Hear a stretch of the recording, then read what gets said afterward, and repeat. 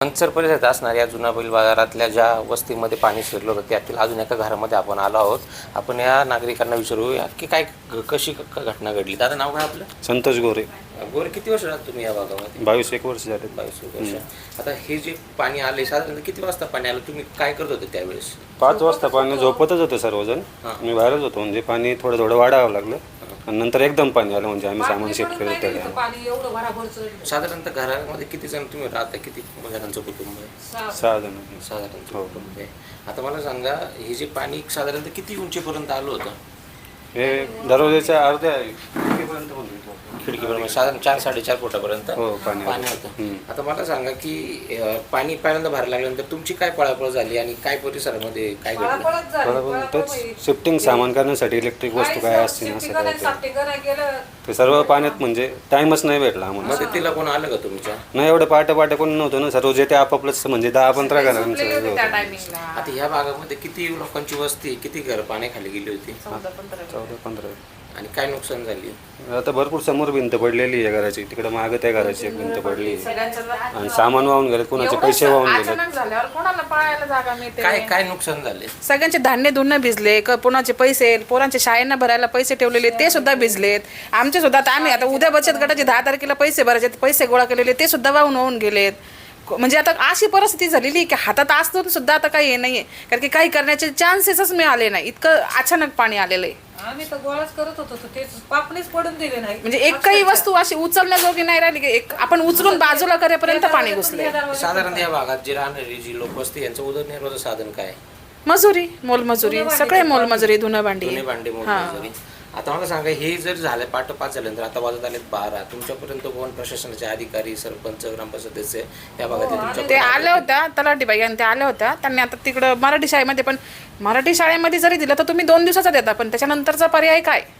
तुम्ही 2 दिवस आम्हाला ठेवाल तिथं, 2 दिवस तुम्ही अन्न पाणी द्याल, पण 2 दिवसानंतर पर्याय काय?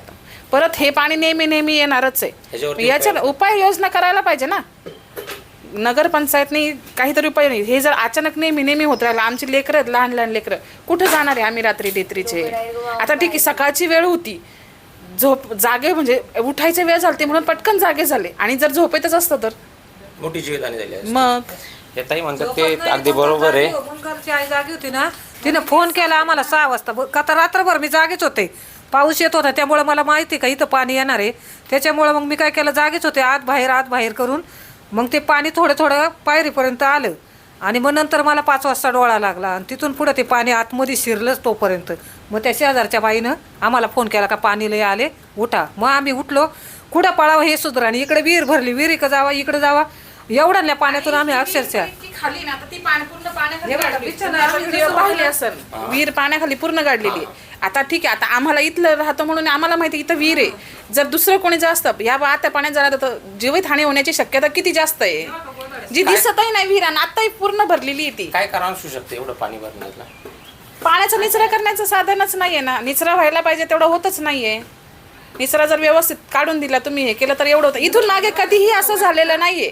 आज आम्ही 20-22 वर्ष झाले याच एरियामध्ये राहतोय. आमचं लहानच मोठे आम्ही इथं झाले, पण इथून मागे असं कधीही एवढं पाणी येऊन एवढं पाणी झालेलं नाहीये. साधारणतः किती नुकसान झालं असं तुमच्या घराचं? नुकसान घराचं झालं सांगितलं होतं मागाशी त्यांना ना. त्यांचे पण भरपूर पैसे वाहून गेले. आमचं म्हणजे धान्य वगैरे सर्व भिजून गेले. म्हणजे अंदाजे इलेक्ट्रॉनिक वस्तू पण पाण्याखाली गेले, इलेक्ट्रॉनिक वस्तू फ्रीज वगैरे सगळं पाण्याखाली गेलं. हा, पाणी वगैरे केलेले. कमीत कमी 2-2.5 लाखाचं तरी नुकसान, कारण की आमचे पैसे सुद्धा गेलेले आहेत वाहून.